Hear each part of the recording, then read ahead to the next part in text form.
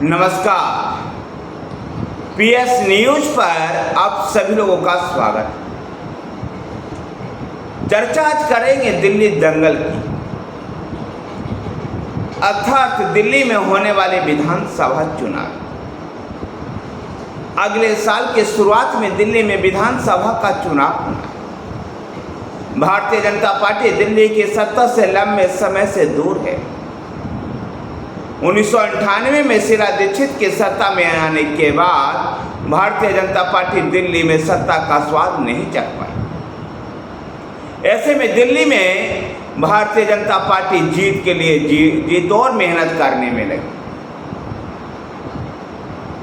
Delhi Bharatiya Janata party तमाम वर्गों को अपने साथ जोड़ने का प्रयास कर रही। यद्यपि इस दौरान हुए लोकसभा चुनाव में भारतीय जनता पार्टी ने 2014 और 2019 में और अब 2024 में भी सभी सातों के सातों लोकसभा सीट जीती। लेकिन विधानसभा चुनाव में एकदम से रिजल्ट बदल जाता है और वहां पर आम आदमी पार्टी के प्रति पिछले 2 विधानसभा चुनावों से समर्थन दिखाई देता है। ऐसे में भारतीय जनता पार्टी दिल्ली की सत्ता पर काबिज होने के लिए अब एड़ी चोटी का जोर लगा रही है। यद्यपि भारतीय जनता पार्टी के सामने एक चुनौती है कि भारतीय जनता पार्टी का सही नेतृत्व नहीं है। दिल्ली में कोई एक ऐसा नेता नहीं उभर कर के सामने आ पाया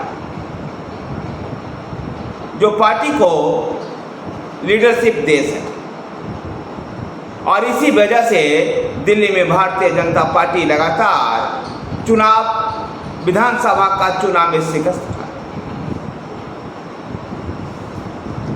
दिल्ली में अगर भारतीय जनता पार्टी के नेताओं की चर्चा करें तो इस समय मनोज तिवारी एक बड़े नेता के रूप में उभर करके सामने आते हैं, जो लगातार तीसरी बार उत्तर पूर्वी दिल्ली से विधानसभा का चुनाव किया।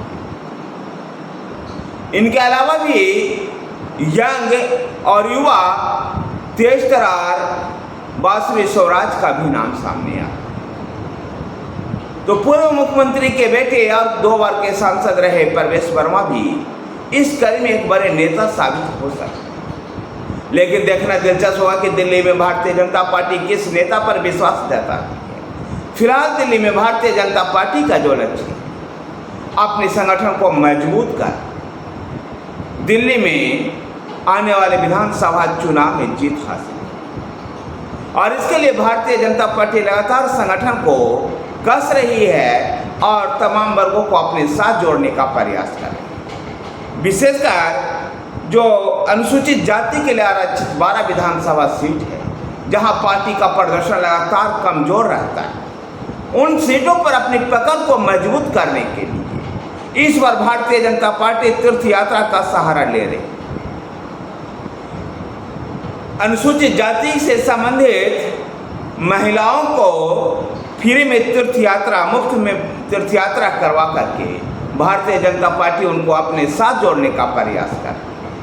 दरअसल आम आदमी पार्टी को उभार से पहले ये दलित जो वोट था, ये पूरी तरह से कांग्रेस का वोट बैंक हुआ। झुग्गी झोपड़ियों का वोट बैंक भी कांग्रेस का हुआ करता था, लेकिन आम आदमी पार्टी के उभार के बाद ये वोट बैंक आम आदमी पार्टी का बन गया, और यही भारतीय जनता पार्टी के लिए चुनौती है। यद्यपि इस बार कांग्रेस भी इन सभी क्षेत्रों में जो अनुसूचित जनजाति के लिए आरक्षित, अनुसूचित जाति के लिए जो आरक्षित है, मसलन सुल्तानपुरी, मंगोलपुरी, बवाना जैसे क्षेत्रों पर कांग्रेस ने भी फोकस किया है।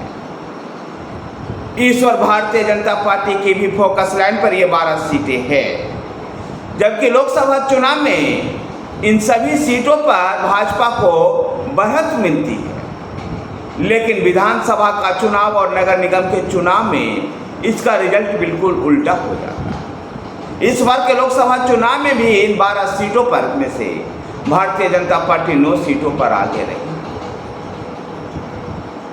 भारतीय जनता पार्टी इस बार इसी कमी को दूर करने के लिए अनुसूचित जाति से जुड़ी हुई महिलाओं को मुफ्त में तीर्थ यात्रा करवा रही है। देखना दिलचस्प होगा कि आखिर इसका कितना फायदा भारतीय जनता पार्टी को आगामी चुनावों में मिलता है। भारतीय जनता पार्टी जहां इस बार दिल्ली के विधानसभा चुनाव में दिल्ली के बदहाली का मुद्दा उठाएगी, पानी की कमी, जिस तरह से पानी की किल्लत उत्पन्न हुई थी उसका मुद्दा उठाएगी, तो आम आदमी पार्टी के जो भ्रष्टाचार है उसकी भी चर्चा करेगी। गौरतलब है कि दिल्ली आबकारी घोटाले में मुख्यमंत्री अरविंद केजरीवाल भी जेल में हैं, जबकि पहले मनीष सिसोदिया और सत्येंद्र जैन पहले से ही जेल में। आम आदमी पार्टी के नेता संजय सिंह भी जमानत पर बाहर हैं। ऐसे में देखना दिलचस्प होगा कि भारतीय जनता पार्टी इन घोटालों को किस प्रकार से लोगों के सामने रख पाती। और दिल्ली की समस्या जिस प्रकार से अभी गर्मी के दिनों में पानी की कमी से जूझ रही थी दिल्ली, तो दिल्ली में एक ही बरसात के बाद जिस प्रकार से हर चारों तरफ पानी फैल गया, जिससे दिल्ली के लोग बेहाल हो गए। इसको लेकर के भी भारतीय जनता पार्टी आम व्यक्तियों के पास जा रही है। जिस प्रकार से बरसात के दिनों में दिल्ली के नाले की साफ सफाई नहीं हुई, यमुना से गाद नहीं निकाला गया, जिसका असर था कि दिल्ली में पहली बरसात में चारों तरफ पानी ही पानी नजर आ रहा।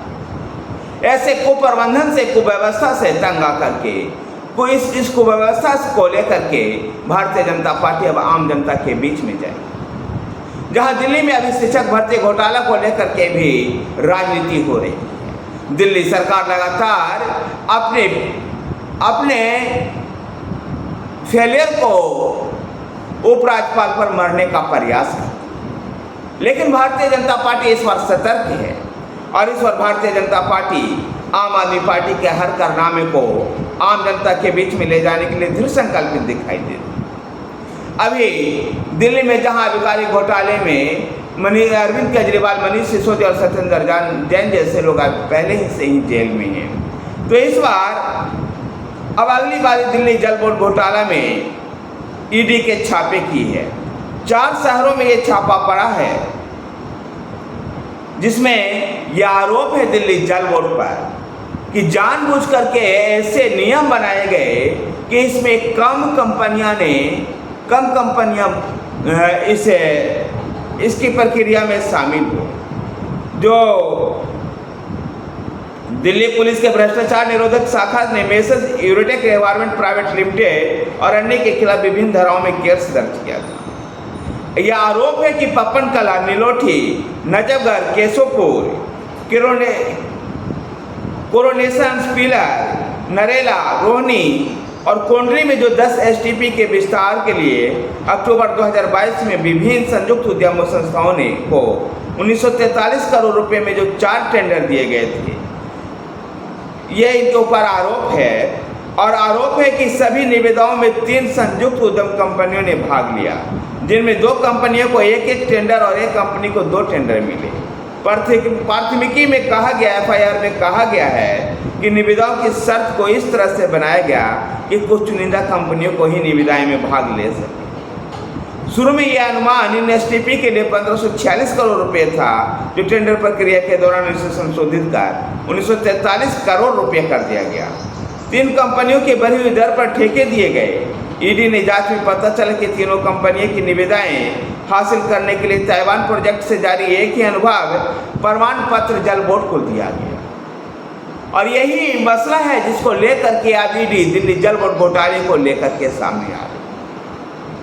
देखना दिलचस्प होगा कि जल बोर्ड घोटाला, आबकारी घोटाला और अन्य तरह के जो घोटाले थे दिल्ली सरकार के कई मंत्रियों पर और कई विधायकों पर जिस प्रकार से कदाचार का आरोप चला है, मुकदमा चला है, इन सब को लेकर के भारतीय जनता पार्टी इस बार चुनाव मैदान में उतरी। क्या भारतीय जनता पार्टी 2025 के विधानसभा चुनाव में सत्ता हासिल कर पाएगी या नहीं, ये देखना दिलचस्प होगा। धन्यवाद साथियों, वीडियो को लाइक कीजिए, शेयर कीजिए, हमारे साथ बने रहने के लिए हमारे चैनल PS न्यूज़ को सब्सक्राइब कीजिए। धन्यवाद।